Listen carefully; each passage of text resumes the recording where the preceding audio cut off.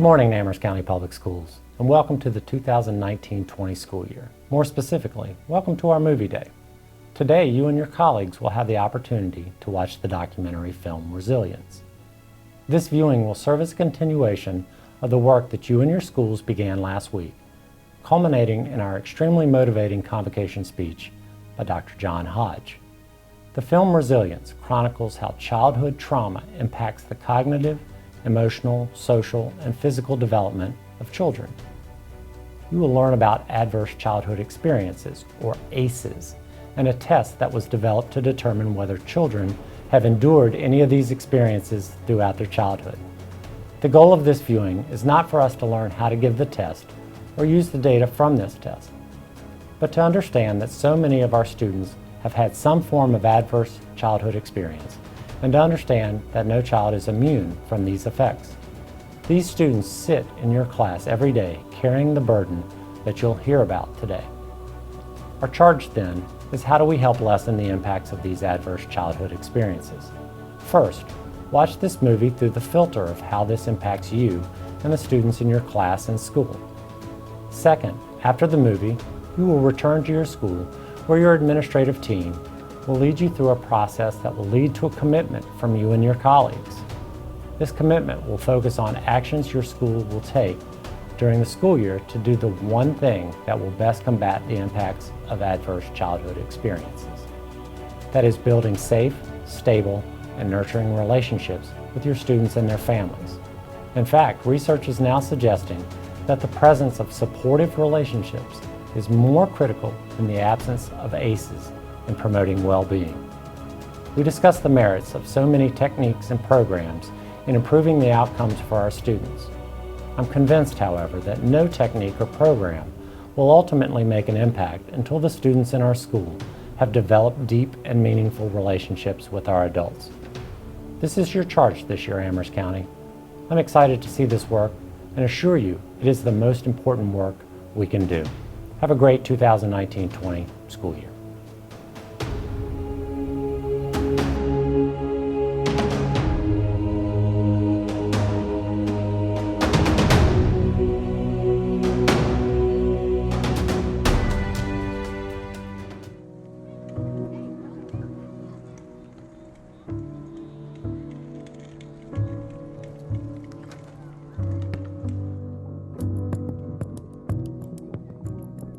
We all like to think of childhood as this time of joy and innocence.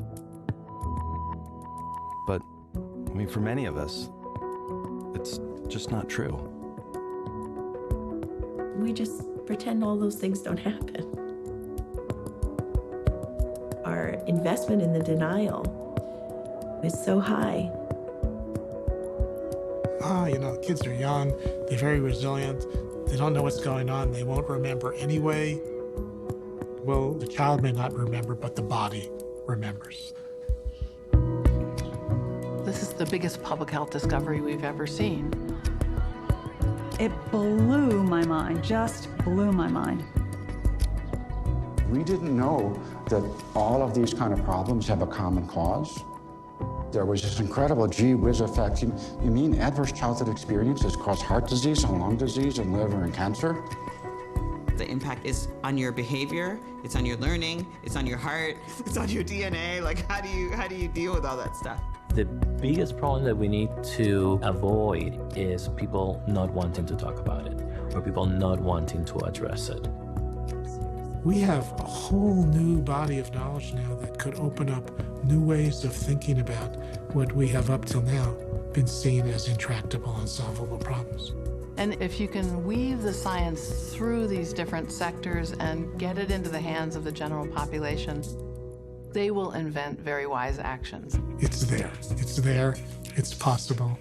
And a defeatist kind of attitude or a sense of futility is completely disconnected from what 21st century science is telling us.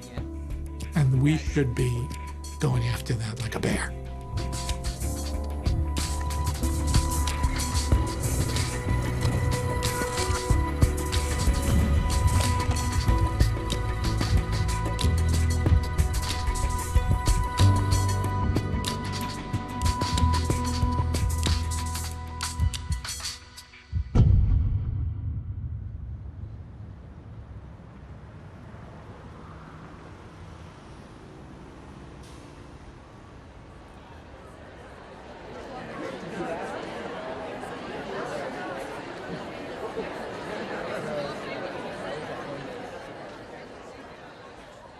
My strongest belief, especially as a person that's been working in public health now for more than 25 years, is this information needs to get to everyone, not just us, not just the smart people like us, right? Back in the 1980s, I became interested in the emotional underpinnings of disease and behaviors. How things like depression might affect the incidence of cardiovascular disease. Back then, it was really controversial, and people actually laughed at us for getting into that kind of work and say, well, you know, Rob, what does this have to do with public health or medicine? And it's saying, well, are you nuts? The key message that we have learned is that a totally different kind of history taking needs to be done. My colleagues assured me that I was crazy to think about doing this.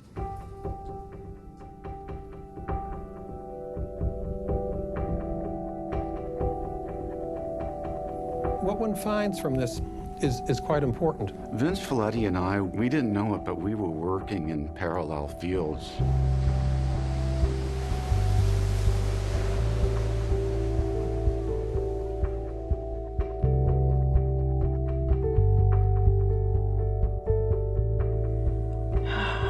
That's a hard question. I started really getting heavy after the molestation.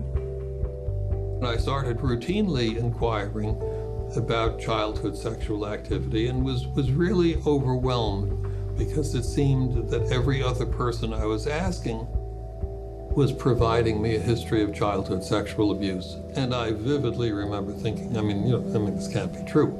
People would know. Somebody would have told me. Wasn't that what medical school was for? I did blame myself for not saying anything. I should have said something. But then again, I had no one really to tell that I would trust.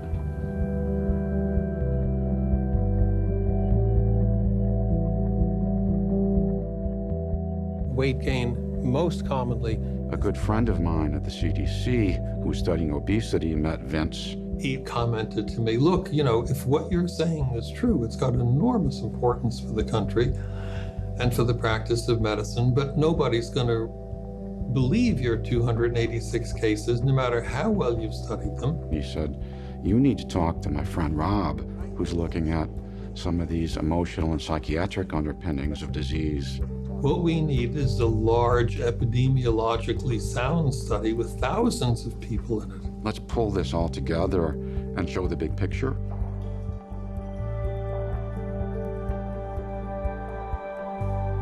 A study of over 17,000 middle-class adults here at Kaiser Permanente in San Diego. Was a well-educated group of people. Most had been to college. In no way could you dismiss this as, I don't see people like that in my practice, etc. That's them across town.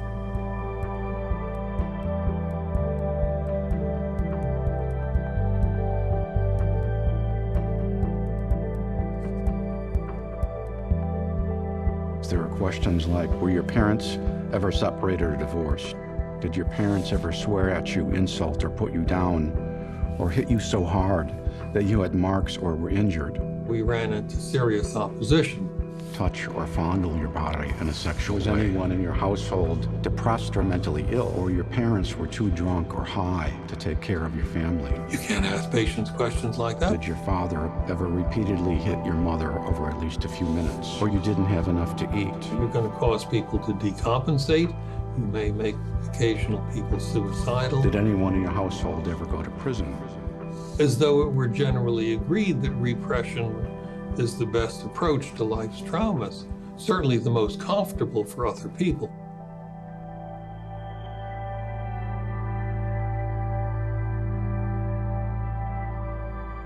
So the first thing that we found is that adverse childhood experiences are common. 28% had been physically abused. 27% grew up with substance abuse in their homes. 13% witnessed their mothers being physically abused. 1 in 5 had been sexually abused. I was the first person to see this data. I was in my study, I had the software on my computer, I saw this, and I wept. I had no idea how much adversity and abuse and neglect and violence there was in our culture. There were 10 types of adversity. We added them up. The first thing I looked at was smoking and saw that as the count of categories of ACEs went up, the percentage of people that smoked went up, and I was astonished. I'd never seen something like that before. And I started looking at all the other things like alcohol abuse and depression and teenage pregnancy and heart disease, and saw that as the score went up, all of these major public health problems that we'd collected as part of the survey went up in a stepwise fashion. You know, when you think you read the latest cancer scare of the week in the newspaper, you know, something increases the likelihood of breast cancer or prostate cancer by 30%, and everybody's all upset about this, and here we're talking about thousands of percent.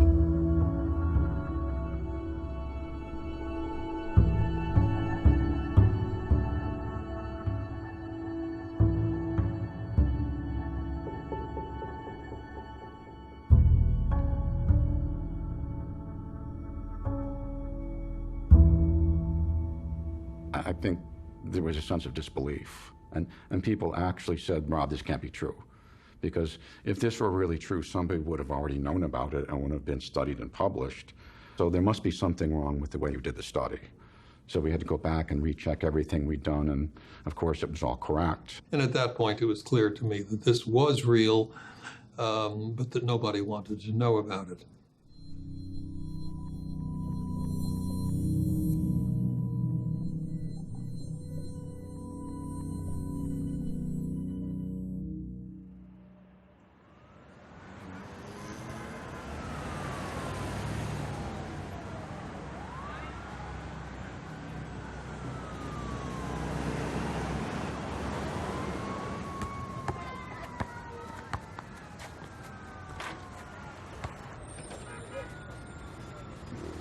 Morning.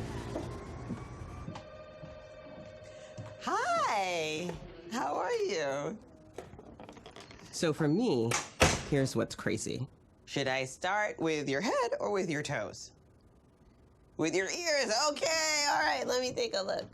When you look at adverse childhood experiences, they're actually a stronger predictor of risk of ischemic heart disease than any of the traditional risk factors when you think about high blood pressure, high cholesterol, or even smoking. Say, that's great. And yet, I was never trained on this in one day in medical school. For the ACE study, done in a community that is upper middle class, primarily Caucasian, when I looked at those health outcomes, immediately the question that came to my mind was, what does that mean for my kids in the community that I serve?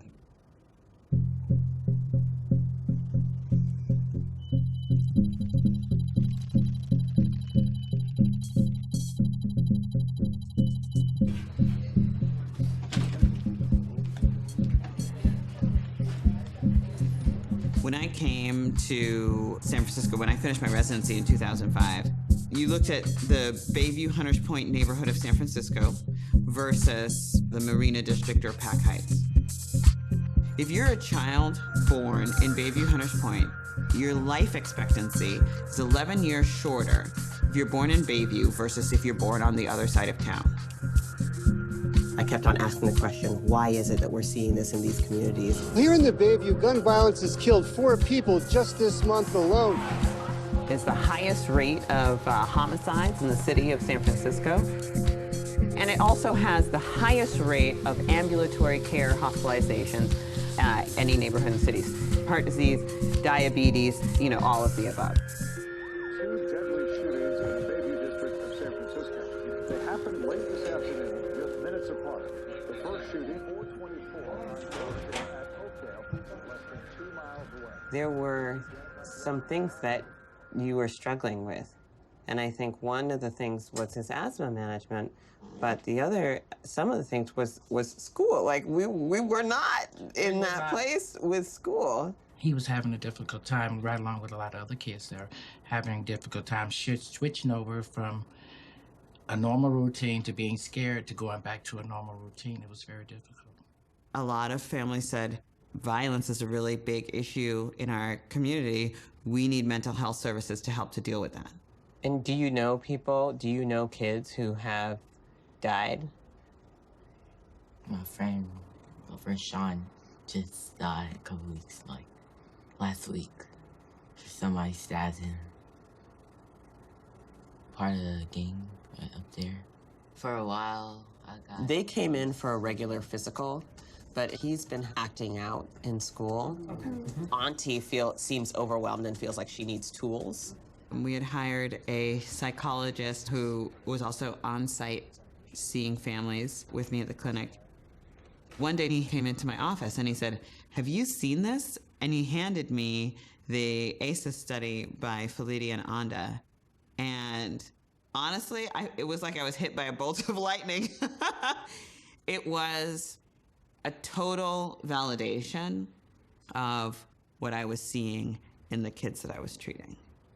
Being in a community where you're hearing gunshots on the daily, where you are having friends who are being killed or being incarcerated, that really affects your body, right? Like it gets under your skin. We got the immunization rate up. We had nutritional counseling. So we were getting great health outcomes. But one of the big challenges that we found was that families were saying, "Dr. Burke, please, can you help Bobby?"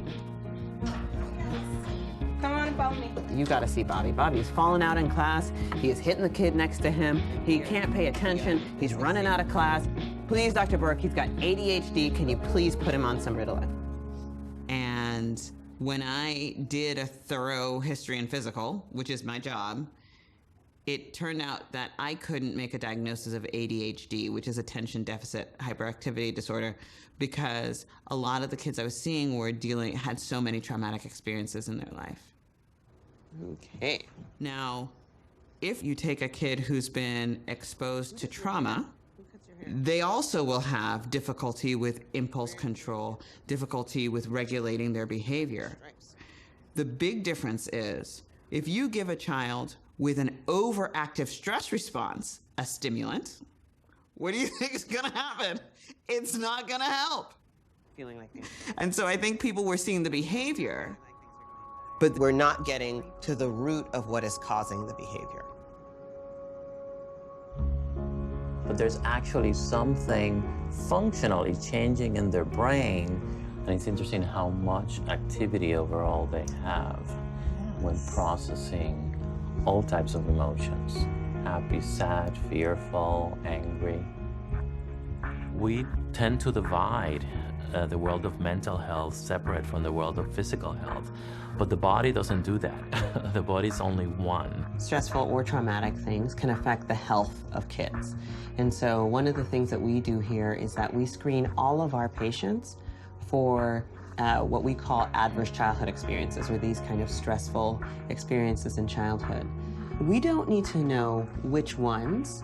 We only need to know how many. It's intense, and getting folks to open up and all that stuff is very difficult. But here's the thing about it. It may have occurred in your family.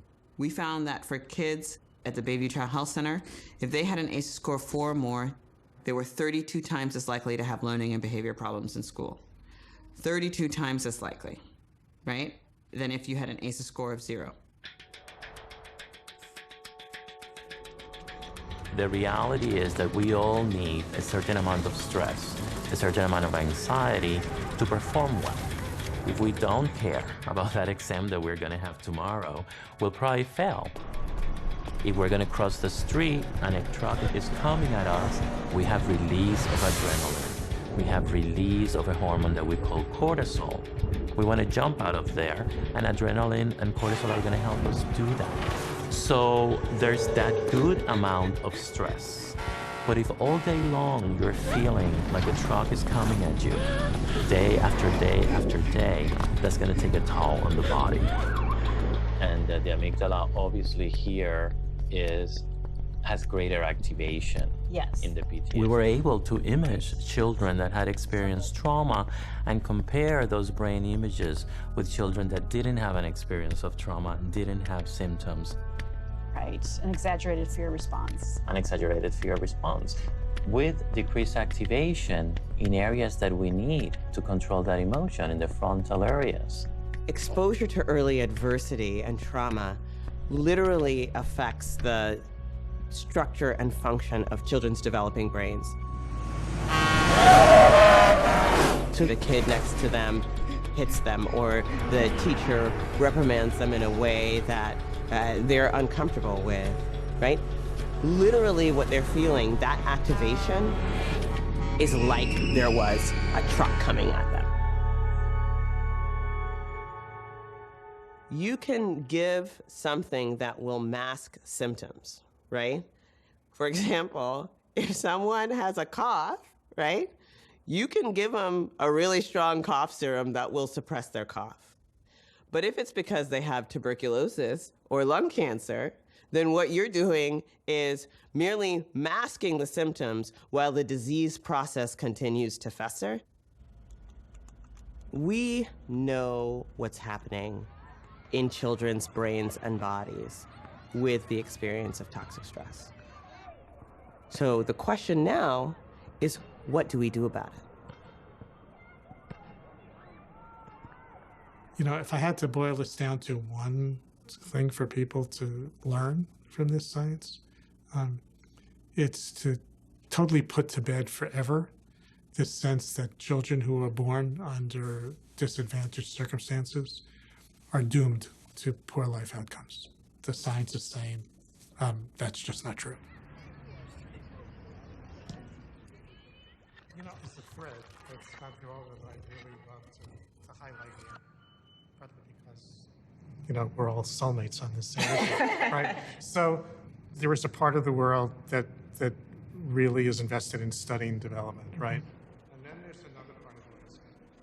There's this larger policy context that's kind of trying to decide where to put resources, right? And trying to make good decisions. And I know, although there are huge political differences in how people feel about where the money should go, there are very few people who don't want to see good things happen for kids. So, but I think pediatricians naturally come to the need to be able to explain things to people. This one here is the videos over the last 3 years. Wow. And a lot of the science doesn't speak for itself. It's not like you can take the scientific paper and publish it in the local newspaper and have people understand it. So we coined the term toxic stress and started to try to explain to people how, you know, there's stress and there's stress. So, oh God, let's, it's time to kind of look at the calendar again and see. Unfortunately, over the years, a lot of people have misused the term. Just talk to a friend and say, oh, I say, how you doing? Say, oh, I've had a terrible day. I'm experiencing such toxic stress. And I say, well, do you have anybody to turn to? Do you have any friends to talk to? Do you have any support? Oh yeah, I've got plenty of support. You're not experiencing toxic stress. Because toxic stress is this chronic activation of stress systems with no buffering protection, no support.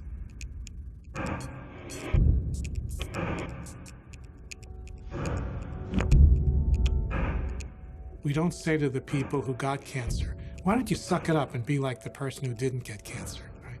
But when we see this as a result, when we see it in problems in school or problems in behavior, we say to people, why don't you suck it up and, you know, be like that other guy who's doing well in school and who's not doing drugs. This is a real problem in terms of public understanding because we are so captivated by the self-made person. We are so captivated by the rugged individual.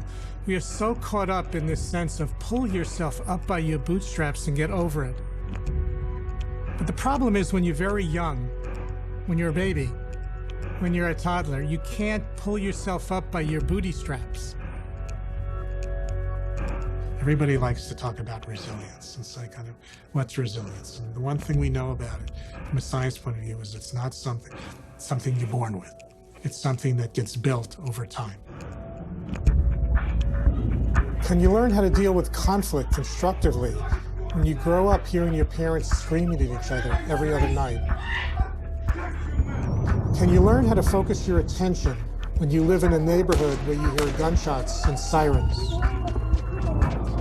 Can you control your impulses when you never know whether your father with a drinking problem is going to strike out in a rage? Can you delay gratification when all your friends around you are doing drugs? Can you plan for the future when it's hard to get through even a single day?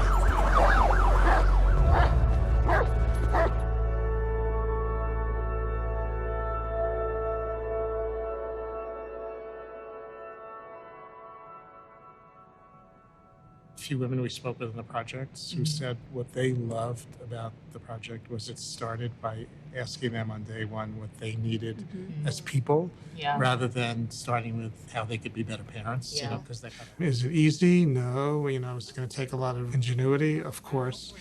But our kind of mantra on this from the science is that if we want to produce dramatic impacts on the life outcomes for kids experiencing toxic stress, we have to transform the lives of the adults who are taking care of them.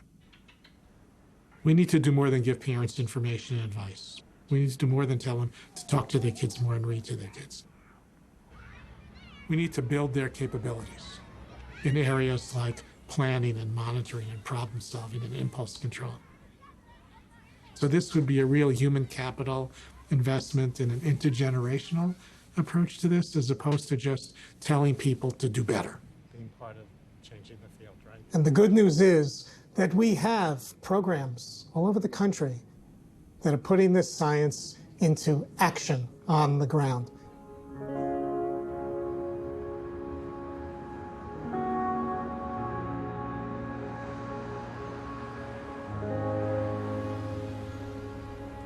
Well, how long has this started? The beginning.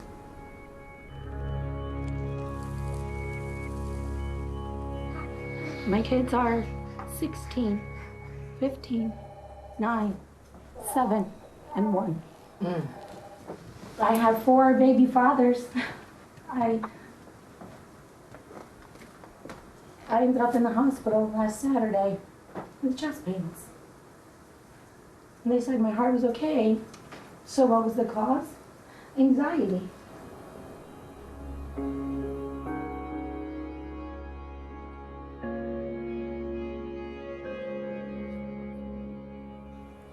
I came here for my daughter because she was displaying aggressive behavior that I was afraid of.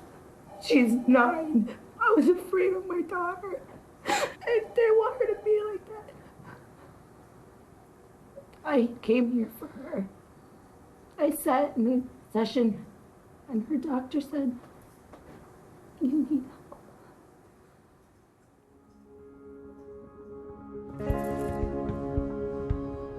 Good. I heard good reviews. Someone was talking about how great it was working with you. So. Finally, science is catching up a little bit. They're realizing that a lot of the problems we've been trying to fix, substance use, domestic violence, and criminal activity, a lot of the underlying factors to the billions and billions and billions of dollars we spend a year are related to untreated adverse childhood experiences. Cynthia, you've done it. You've done it. You know what? I'm going to ask you, and you shared so much with the group. I think the phenomenon of the ACE study, besides the findings of the lifelong health consequences, is that they actually dared to ask people, did any of these 10 things happen to you?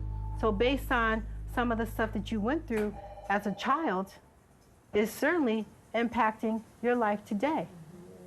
To see them continue to be in relationships where they are being victimized over and over again as an adult, and then now having your children watch this, and then your children growing up, and then it happening to your children because it was never dealt with, is tough. And as I said, this is a process, and you all know this. And so Cynthia did well. She brought her notebook. She's taking notes. Because we won't get to the solution tonight, Cynthia, but we're going to work through this.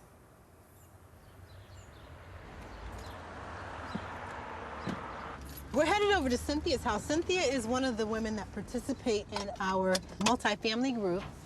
I've been alone a long time. Well, you're not alone anymore. I know this. You're not alone the anymore. hard way. You know, when you talk about ACEs, she hits many of those top 10 risk factors. I mean, she's used drugs, different sexual partners.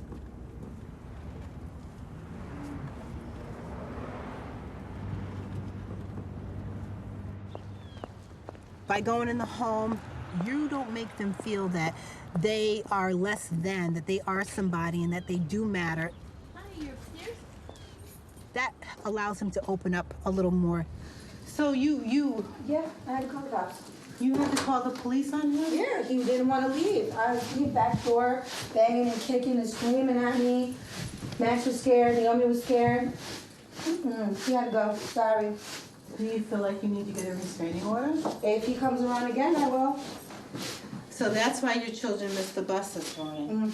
I just got off the phone with the children's hospital to let them know, because right now Max told me, Mommy, what if he hurts us? What if he hurts me? But you may want to get a restraining order, so you might want to be thinking about that.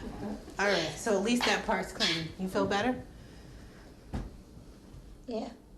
I try to make it easy for them, because I think that, when you grow up in these type of situations, that it's not something you talk about. I know I didn't. All right, do you have your checklist? I just kept it to myself. Didn't realize that it impacted me in any type of way. But then you think about relationships that you get into. You think about the way that you interact with your children and even other people, the way that you interact on your job. It's like, why am I like that? I mean, look, you're. I took off and took I know, everything but off. you're like so nervous. Yeah, because everything bad's happening. There's always a reason why we do what we do. We're gonna talk about one thing at a time. But you have to pick up the phone and you've got to call.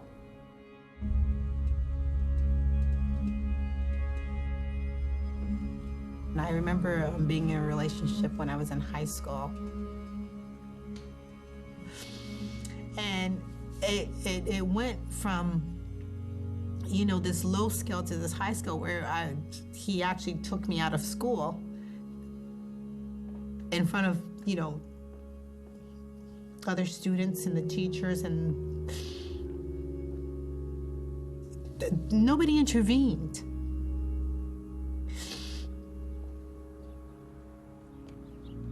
I just remember, being dragged up a hill and, being placed behind bushes, and, this individual telling me that I'm going to take you away because you're never going to leave me. I couldn't say anything. I know there was a part of me, like when I reflect on it, that wanted to talk about it, like get somebody to help me, but I was afraid. That relationship was about 5 years. I don't reach out because I'm not used to that. Okay, so then I'm gonna have to check in with you, because each day, we gotta make a little progress. That's why they wanted to put me in. I look at the people that I encounter and I listen to their stories, and I understand their fears and their anxieties and why they are the way they are, and how important it is to have somebody that you can trust, that's not gonna judge you and be there just to support you and listen to you or hold you or hug you. What happened last night? What do you want to do? I would need to call the police and file a report. I understand, because of what I didn't have, and when they tell me they don't have family, I tell them, and it's okay, because you can build it. you stay with me? Will I stay with you? Yeah.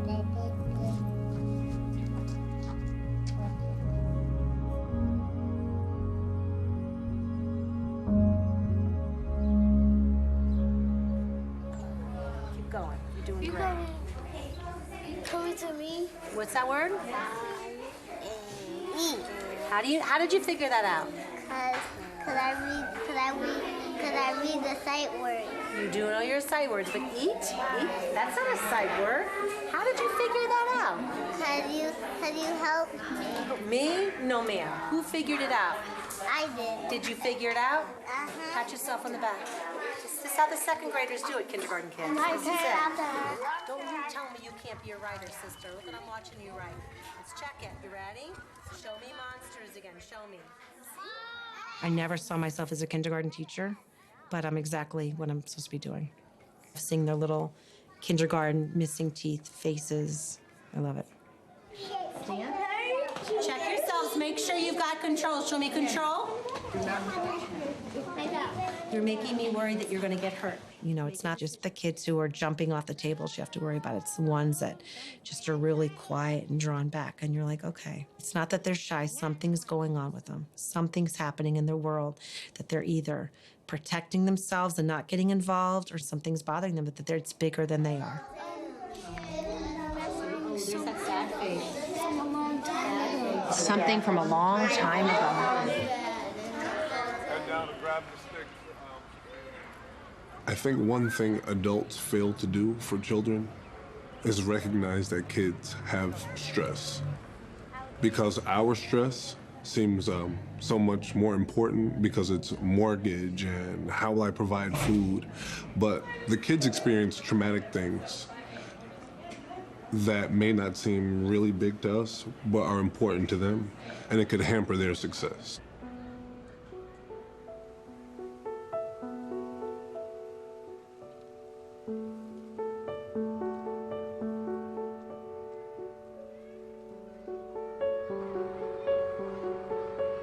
We had here a lot of little kids coming to school the very first day.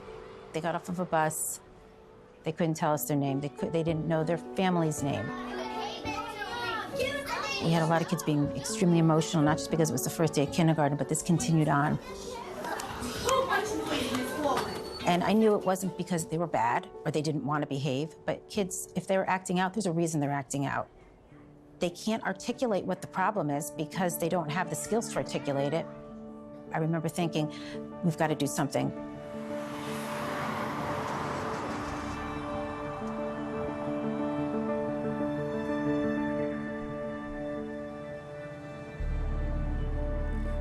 I remember the day that I drove to the Strong School to meet Susan. I had driven by that building for 20 years, and I would see the kids out there every day, and realizing that the kids there are under tremendous stress from a variety of problems, and that one day some of them will be coming here as clients. And it just became more and more clear to me that why are we waiting for them to fall apart, develop illnesses, get diagnosed, and then receive the very good but expensive treatments that we offer? We need to be where the kids are.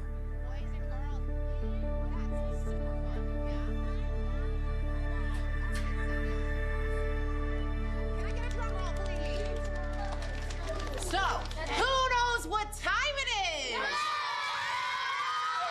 Boys and girls, you are right. It is Miss Kendra time. It's time to get our mail. Our flag is up, which means that our letters are here.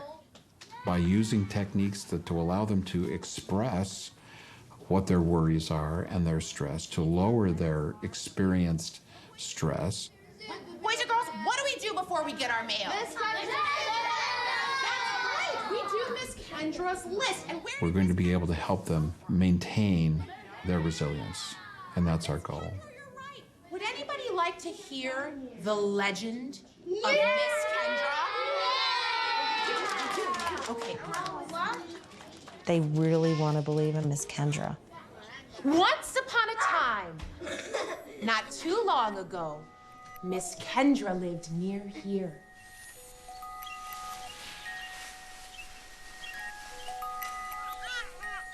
When Miss Kendra was a young woman, she gave birth to a child who she loved more than anything.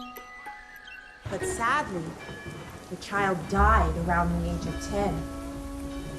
So she was very sad.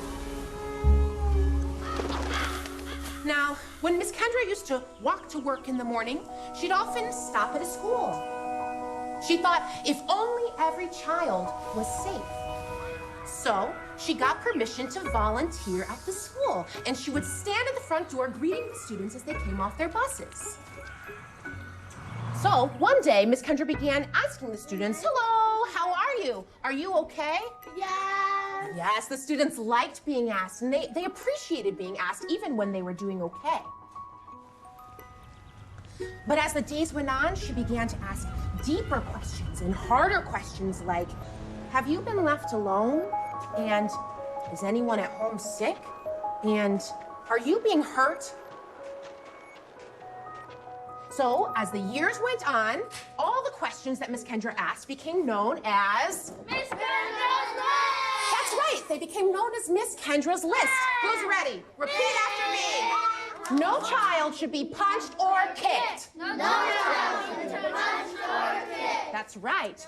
No child should be left alone for a long time. No child should be left alone for a long time. The sad thing is a lot of our students think that what they're going through is normal. This is their normal. If no one's given them anything to think otherwise, I think that's where the cycle just keeps going and going and going. No child should be bullied. No child should be bullied. No child should be touched in their private parts. No child should be touched in their private parts. Jesus Christ. No child should. When I saw that phrase, I was totally okay with it because I know it's a reality. And I know it is something that these children, because the stories that they tell and the pictures that they draw, they absolutely know way more than they should know.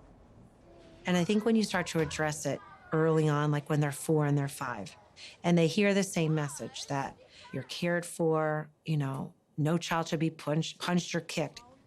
If that's their mantra in their head, and I hope that in 10 years, they'll have had 10 years of hearing that. So it won't get to the point where they're 15 and we're like, what happened? How did they get to this point? And like, what do we do with them now? That part of it's not rocket science. So boys and girls, who wants to write to Miss Kendra? Me. Okay. Boogeyman? It is gone. Oh, that's the boogeyman's car. What's this over here? Me. That's you? Whenever you write to Miss Kendra, she will always write back to you. I know, you got your letter today. I love my letter. You love your letter? Oh, I'm so glad. I'll let Miss Kendra know. This year, as we're in year 3, so I'm seeing my kindergartners now in 3rd grade, and what a difference. I feel that overall, the drama therapy has provided a calmness. Where we have done this, the parents and the children's ratings of safety in the school and school climate surveys have shot way up. Because actually naming the scary thing helps us feel safer. And the teachers spend less time managing behaviors, have more time actually teaching. I'm gonna jump, jump, jump my silly now.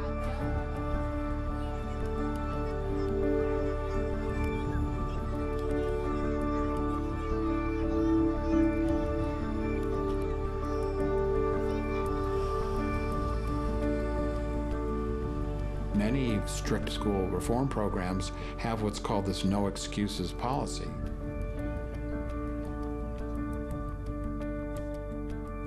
Yes, you might be living in poverty. Yes, you might be subject to racism. Yes, you might be being beaten at night.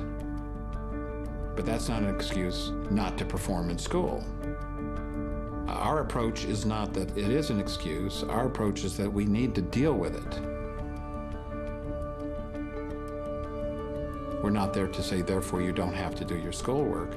We want you to express it to be able to find ways of being more resilient and to cope with it. What we're finding is that children as young as kindergartners all the way up through high school are quite capable of doing that. And they're interested in doing that. It engages them because it's about what's really happening.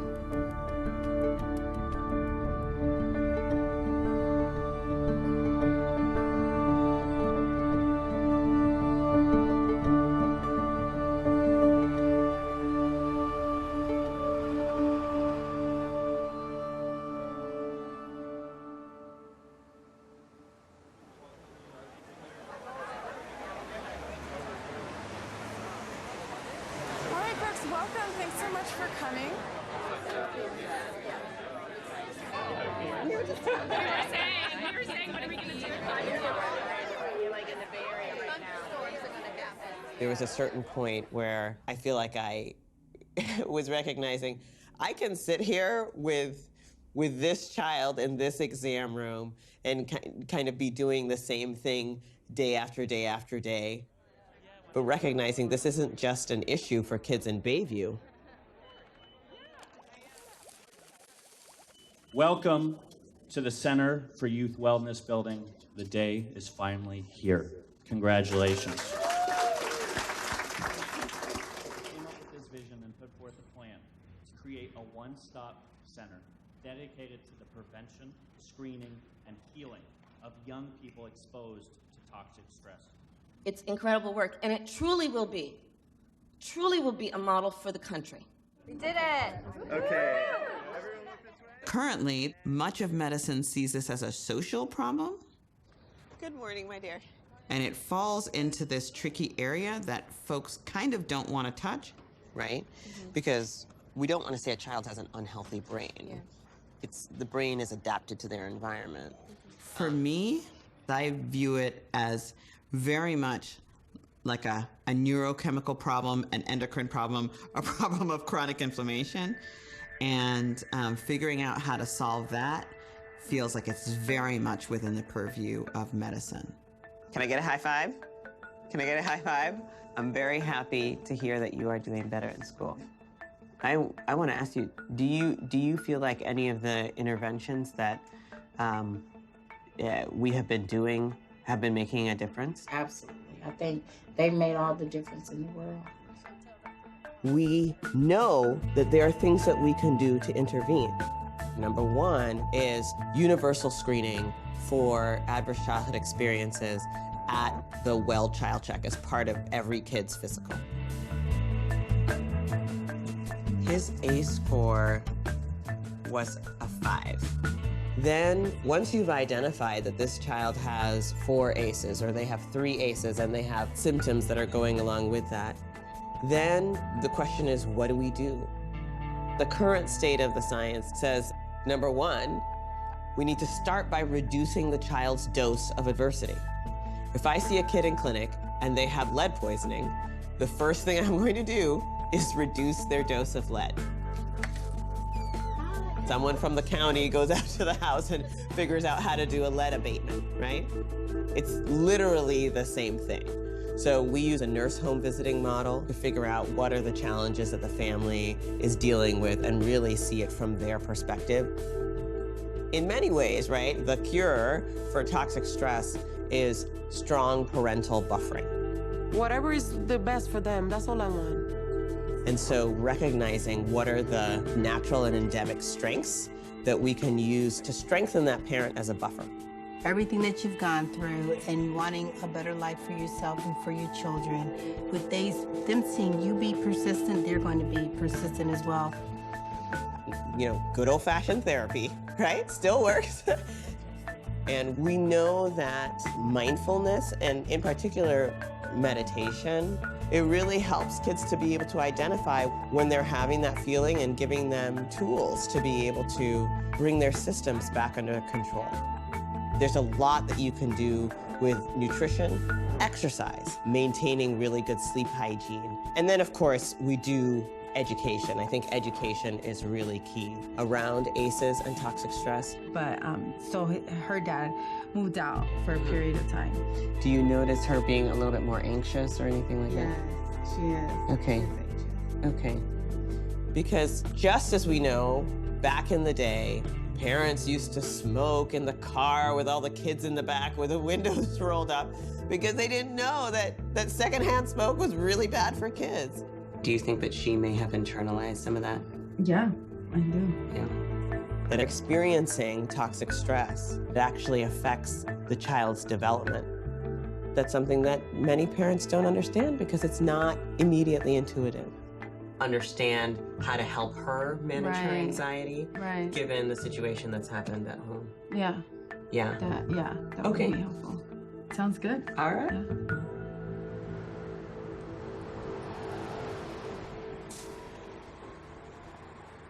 So, being trauma-informed. How many of you heard of the idea of being trauma-informed? Probably a lot of you, okay. 6 years ago, almost no hands would go up. So, the basic premise of being trauma-informed is a conceptual frame shift by saying, it's not what's wrong with you, it's what happened to you. It's what happened to you. So here we are in Middle America, Columbus, Ohio.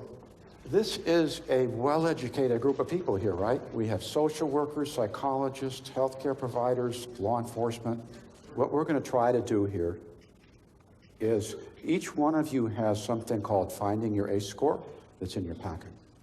So if you're comfortable, this is anonymous and it's voluntary to see what the ACE score is among this audience. As I was beginning to be asked to travel more and speak, what I began to do was hand out the one-page Finding Your ACE score to everybody in the audience and have them voluntarily and anonymously fill it in and put it in a box. And what I've found is that if people understand when they're asked about these 10 categories of adverse childhood experiences, if they already know that those experiences are common, they're more likely to be relieved, I think, than frightened. Because there's something that's really kind of a miracle, which is that they don't feel alone anymore. That I'm not the only one that experiences these kind of things.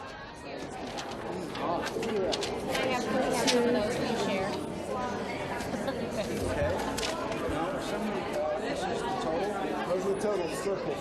Thank you.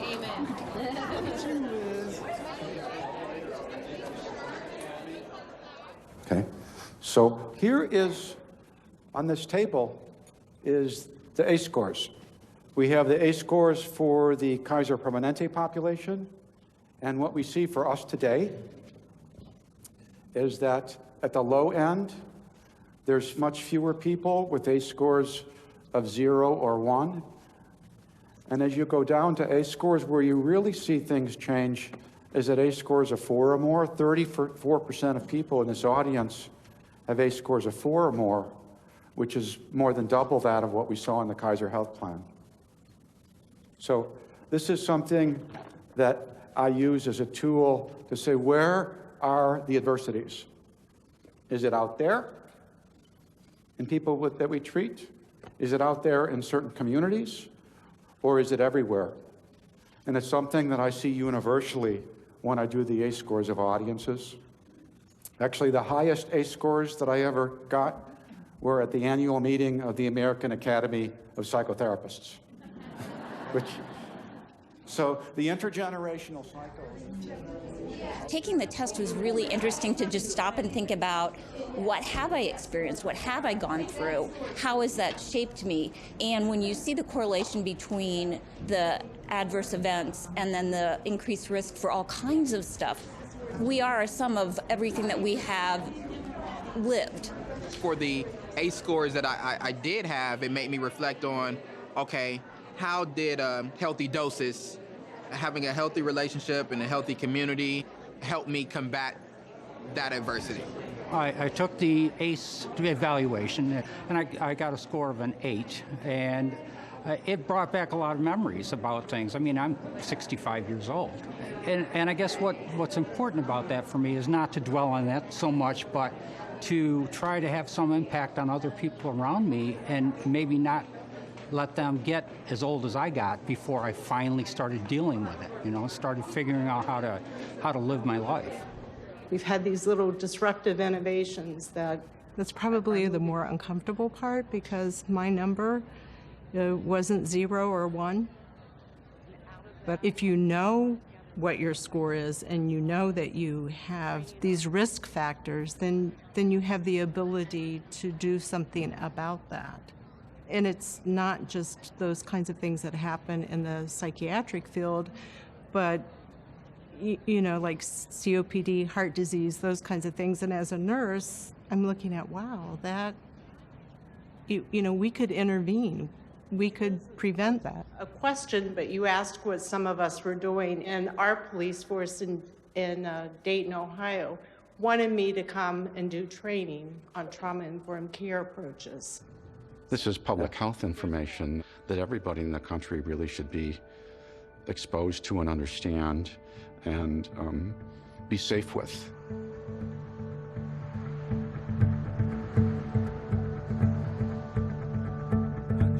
There's probably lots and lots of right answers. That's what I'm thinking too, is a lot of times it's just noticing and picking them up. Like they're already sitting there, but they're not necessarily the majority way of doing things. Because we all have been trained in different disciplines. We kind of speak different languages. We all care about the same things, but we've been trained to care about them. And so we were asking ourselves the question, what information, if it were flowing through all of the communities and organizations in our state, would make a big shift occur? So I'm a really impatient person, sorry, but I like big change. And for 10 years, we navigated an explosion of education, of dialogue, of community building, et cetera.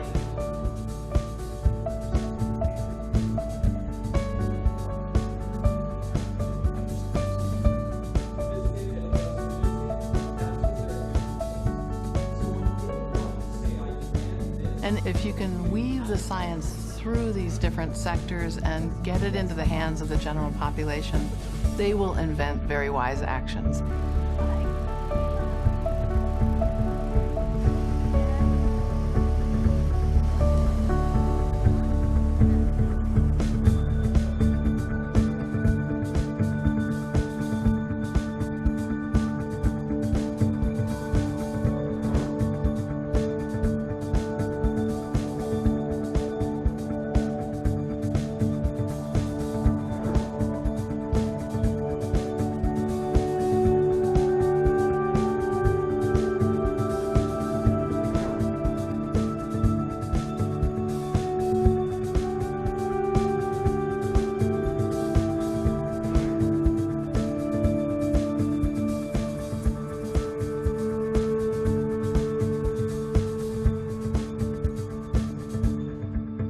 I think there's beginning to be sort of a general consciousness.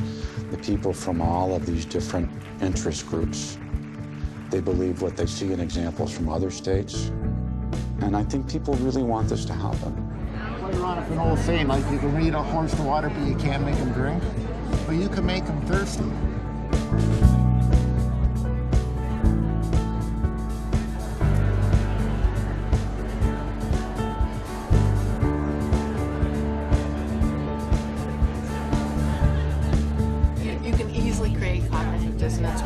You know what I've been trying to figure out though is what are the frameworks of other movements that we could use as templates? You know, I keep thinking about the smoking thing. It didn't start with immediate bans and smoking in bars.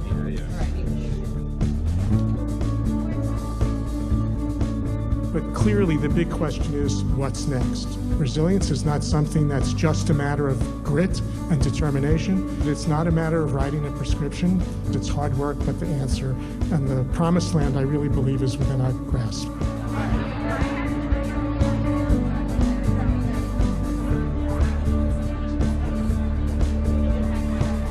We have to look across our entire population, or else we will miss this public health crisis as it's happening in front of us. You know, I really see myself as, you know, this little pediatrician who decided to hang a shingle in Baby Hunters Point. Dr. Nadine Burke-Harris, she's a pediatrician from California.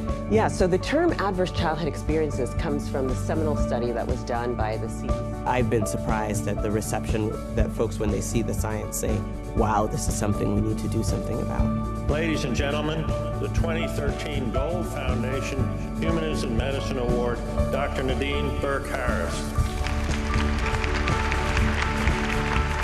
30 years from now, my vision and dream is this problem going to be solved? By no means.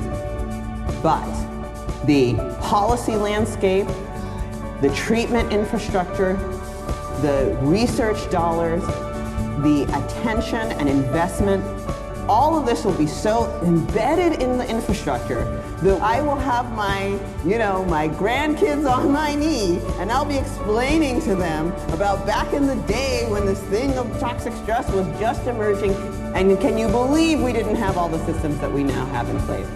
And it happens from the work of every single person in this room, every parent, every person who we talk to and we touch, because it's not anything that any one of us does, but we as a community of Americans, we are at a tipping point. We will get to our goal.